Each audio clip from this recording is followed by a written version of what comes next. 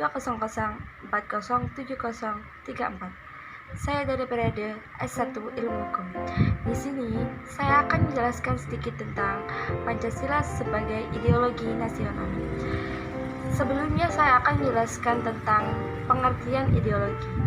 Jadi, ideologi berasal dari kata idea yang artinya pikiran atau gagasan. Sedangkan logi yang berasal dari kata logis yang artinya ilmu atau pengetahuan. Secara umum, ideologi merupakan cara pandang, membentuk karakter berpikir dalam mewujudkan keinginan atau cita-cita. Ideologi merupakan pedoman suatu negara agar dapat menciptakan tata kehidupan yang dicita-citakan. Ideologi mengatur setiap warga negara di segala aspek kehidupan, hampir semua aspek baik seperti agama, politik, atau sosial budaya. Jadi, sebuah negara pasti memiliki visi dan misi agar negara tersebut berjalan dengan baik. Ideologi negara Indonesia adalah Pancasila.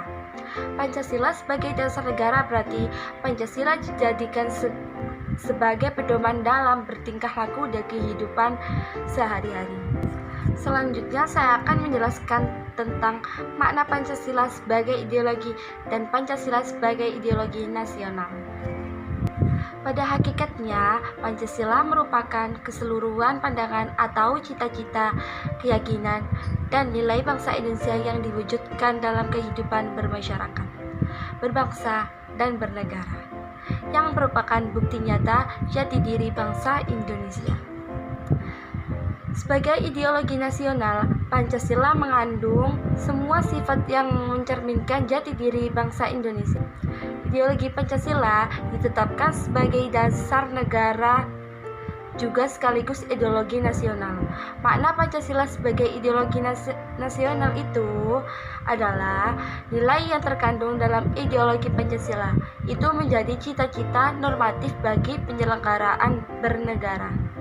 Jadi, kita juga perlu mengetahui bahwa Pancasila sebagai ideologi nasional itu, bangsa Indonesia juga memiliki makna yang sangat penting, yaitu yang pertama, nilai-nilai yang terkandung dalam Pancasila menjadi cita-cita yang hendak dicapai untuk penyelenggaraan bernegara.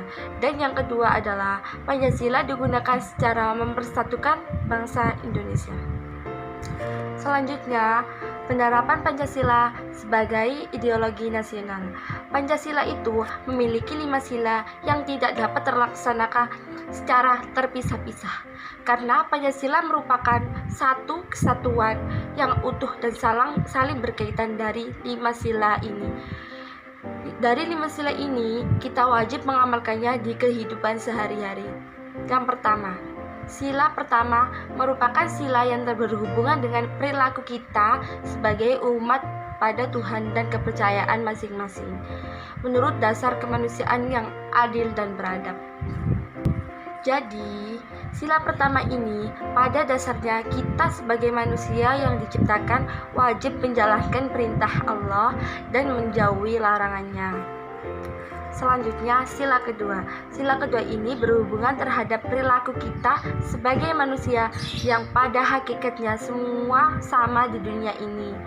Mengakui dan memperlakukan manusia sesuai dengan harkat dan martabatnya sebagai makhluk Tuhan Yang Maha Esa. Maksud dari sila kedua ini menjelaskan bahwa kita sesama manusia itu mempunyai derajat yang sama. Selanjutnya, sila ketiga. Sila ketiga ini berhubungan terhadap perilaku kita sebagai warga negara untuk bersatu membangun negeri ini. Yang artinya, sila ketiga ini memiliki 2 arti, yaitu bersatu dan utuh. Sila keempat. Sila keempat ini berhubungan dengan perilaku kita untuk selalu bermusyawarah dalam menyelesaikan masalah, mengutamakan musyawarah dalam mengambil suatu keputusan untuk kepentingan bersama, mencapai mufakat yang diliputi oleh semangat kekeluargaan, menghormati dan menjunjung tinggi setiap keputusan yang dicapai sebagai hasil musyawarah dengan iktikat baik dan rasa tanggung jawab menerima dan melaksanakannya. Maksud dari sila keempat ini, kita itu harus mengutamakan musyawarah untuk mengambil keputusan dan menyelesaikan masalah. Dan yang terakhir, sila kelima. Sila kelima ini berhubungan dengan perilaku kita dalam bersikap adil terhadap semua orang, mengembangkan perbuatan yang luhur yang mencerminkan sikap atau suasana kekeluargaan dan gotong royong sikap adil terhadap sesama. Jadi, keadilan sosial itu berlaku untuk seluruh aspek kehidupan, termasuk hak dan kewajiban.